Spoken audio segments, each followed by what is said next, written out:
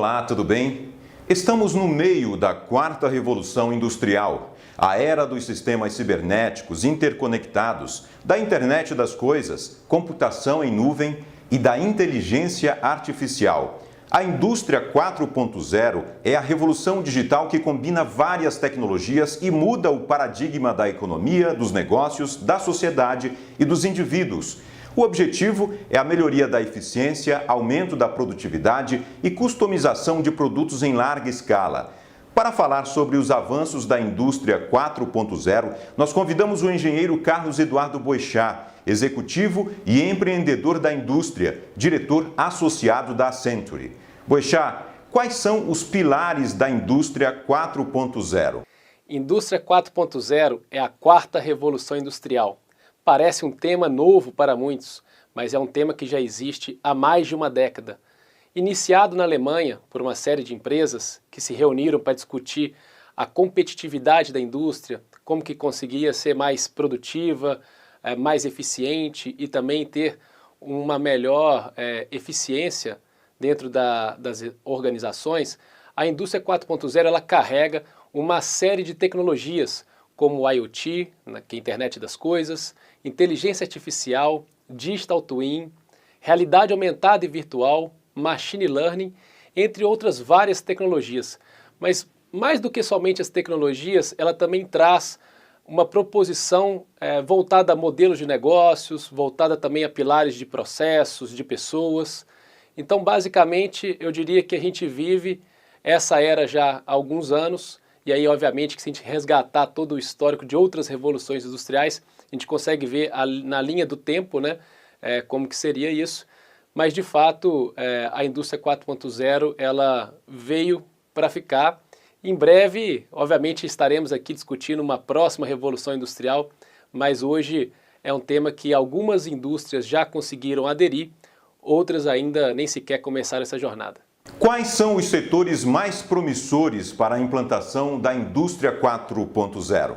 Obviamente que quando a gente fala em indústria 4.0, ela remete mais a um setor industrial, a uma área de manufatura, ao chão de fábrica em si.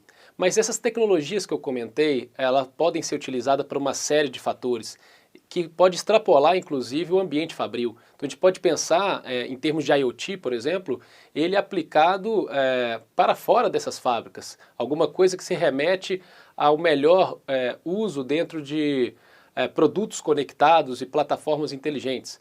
Agora, propriamente dito, o termo indústria 4.0, a concepção dele, ele foi feito sim e desenhado para ser algo mais voltado para manufatura e chão de fábrica. É que a gente aproveita ali algumas dessas tecnologias e emprega ela em outras situações. Por isso que até algumas empresas no mercado já têm utilizado outros termos, né? Eu utilizo muito termos de Industry X, por exemplo, que eu quero remeter algo que não fique limitado somente à indústria 4.0, mas também traga essa combinação de tecnologias aplicadas a outras possibilidades dentro de uma organização. Então, acho que isso seria um pouco do resumo. Qual é o nível de desenvolvimento da indústria nacional na implementação da indústria 4.0? A indústria brasileira ainda está engatinhando nesse processo? Quando a gente compara o Brasil a outros países como Estados Unidos, Alemanha, próprio Japão, obviamente existe uma defasagem tecnológica, a gente está num passo atrás ainda com relação à indústria 4.0. Tem uma série de empresas que já iniciaram essa jornada e já conseguiram ter alguns ganhos, benefícios e ter cases já inclusive aqui no Brasil. Obviamente que alguns setores estão mais avançados do que outros. Quando a gente olha, por exemplo, o setor automotivo, normalmente é sempre um segmento que ele larga na frente em termos de inovação, de tecnologia. Então a tendência é ter mais cases talvez numa indústria automotiva que talvez uma indústria de base, uma indústria de processo. Só que também existem casos no mundo e também no Brasil de indústrias como mineração, siderurgia, com cases também importantes dentro desse tema de indústria 4.0. Agora, aí compartilhando com vocês, eu tenho a satisfação de, talvez nos últimos anos, ter rodado aí centenas de fábricas espalhadas no Brasil e na América Latina, e eu digo que o cenário atual dessas fábricas ainda é um cenário de uma defasagem tecnológica muito grande. Muitas vezes nem a indústria 3.0 ainda conseguiu estar lá presente, né? Então, a gente vê aquele cenário daquela falta de confiabilidade das informações para tomar de decisão em tempo real, as máquinas ainda como ilhas, algo totalmente desconectado, muita planilha de Excel, muito processo manual. Então, infelizmente, esse é o cenário ainda da maioria das indústrias do Brasil. Agora, algumas delas já conseguiram mudar isso, embarcaram nessa jornada e já começaram a ter resultados favoráveis. Com a aplicação de todos esses processos tecnológicos, quais os resultados esperados? É muito comum o pessoal olhar para a integração vertical, que a gente fala que é do chão de fábrica até o ERP, toda essa convergência do mundo de OT, de manufatura, com o mundo de TI, de tecnologia da informação, mas existe essa integração horizontal, que é você pensar talvez desde a ideação do produto, de uma área de pesquisa e desenvolvimento, passando pela manufatura, até chegar em marketing e vendas. Então, como que eu consigo ter isso de uma forma digitalizada para conseguir lançar produtos mais rápido no mercado? Então, reduzir esse time to market é importante para empresas, por exemplo, de cosméticos, empresas farmacêuticas, entre outras empresas que têm muitos SKUs, que têm muitos produtos, né? E claro que quando a gente olha para a fase atual, tem muita empresa já olhando essa questão de integração do supply chain como um todo, né? Então pensar não só na manufatura, mas pensar como que a gente consegue fazer esse link também entre aquilo que o consumidor vem pedindo, como que a manufatura consegue atender essas novas tendências de mercado. Então essa questão da flexibilidade fabril é algo extremamente importante. Desde que veio a pandemia, acho que isso acelerou bastante dentro de muitos setores econômicos. Com a implantação da indústria 4.0, como ficam os consumidores e a questão da sustentabilidade?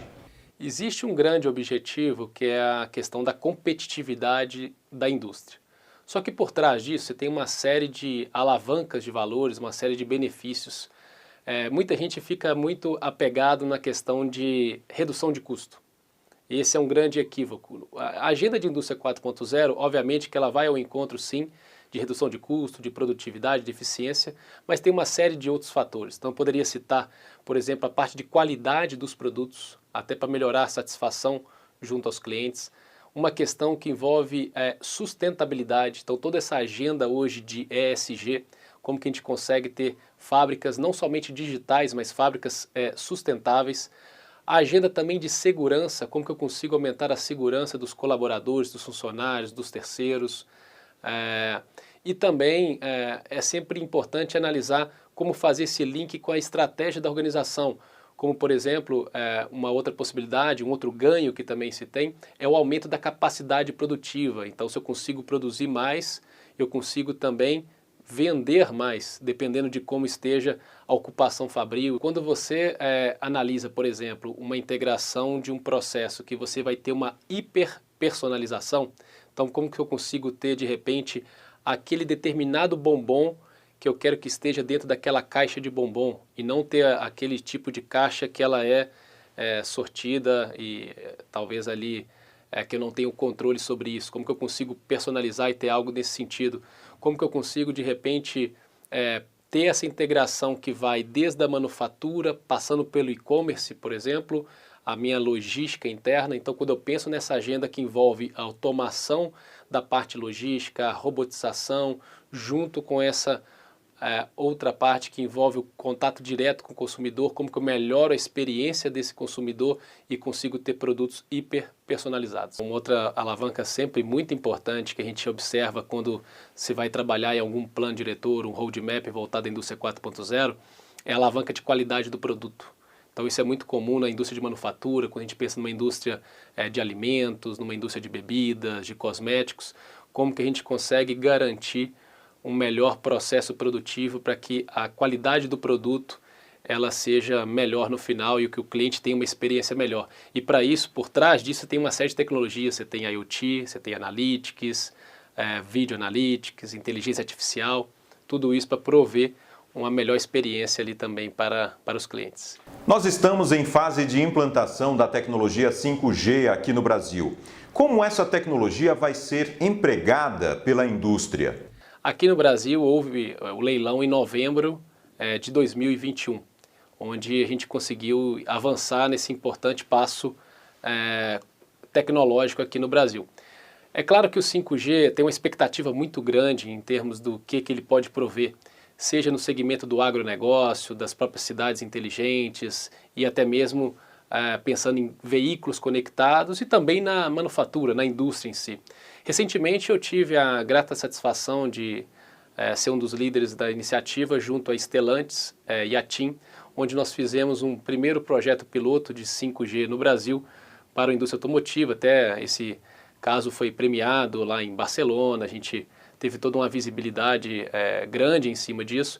Lá a gente juntou não só o 5G, mas teve IoT, cloud, inteligência artificial. Ali a gente estava focado muito numa questão que era a qualidade do produto, a qualidade dos chassis ali dos veículos da Stellantis, né? Mas outras empresas já começaram a avançar. Você pega um outro caso, por exemplo, que é o caso da Nestlé, um caso também que veio a público. A Nestlé ela fez uma primeira POC ainda em laboratório, focado em 5G, junto com robôs autônomos, né? Os AGVs, enfim, junto com a Accenture e Pollux, que faz parte do grupo Accenture, né?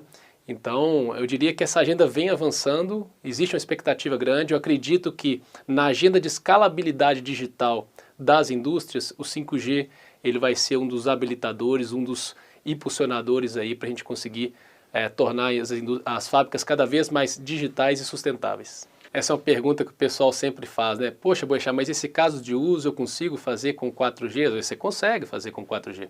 Só que quando você pensa numa questão de escalabilidade, você tem alguns fatores do 5G que pesam. A questão de latência, que é um tema super crítico quando a gente olha as manufaturas. Uma questão de confiabilidade, né? Disponibilidade. Então, quando a gente observa para esses fatores específicos com relação ao 5G, a gente já pensa assim, poxa, vamos fazer talvez um primeiro piloto que depois eu consiga ver o resultado que se extraiu e a partir daí pensar nisso em larga escala como que ficaria. Aí o 5G realmente costuma fazer muito sentido. Você tem um ganho enorme de velocidade e aí a gente está falando do 5G não só aqui no nosso dia a dia, né? Mas eu estou falando 5G aplicado nas indústrias. Então, isso, por exemplo, situações que você precisa de um tempo de resposta muito rápido, que é o caso, por exemplo, de muitas indústrias de manufatura, faz total sentido e certamente é questão de tempo para 5G estar em várias fábricas no Brasil. Muito obrigado ao Carlos Eduardo Boechat pelos esclarecimentos sobre esse tema tão importante que é um divisor de águas para a indústria global. Se você gostou desse programa, indique para os seus amigos, se inscreva no nosso canal no YouTube, Direito e Tal, e acione a campainha para receber os alertas de novos vídeos. Tem vídeo novo toda semana. E a gente encerra com uma frase do engenheiro e economista alemão Klaus Schwab. A questão para todas as indústrias e empresas, sem exceção, não é mais: haverá ruptura em minha empresa? Mas quando ocorrerá a ruptura, quanto irá demorar e como ela afetará a mim e a minha organização? Resta saber como vamos lidar com tantas mudanças, não é mesmo? Como a gente viu, a tecnologia é importantíssima, mas não adianta olhar somente para a tecnologia sem levar em conta as pessoas, porque a transformação, qualquer transformação, não acontece sem as pessoas. Um abraço e até a próxima!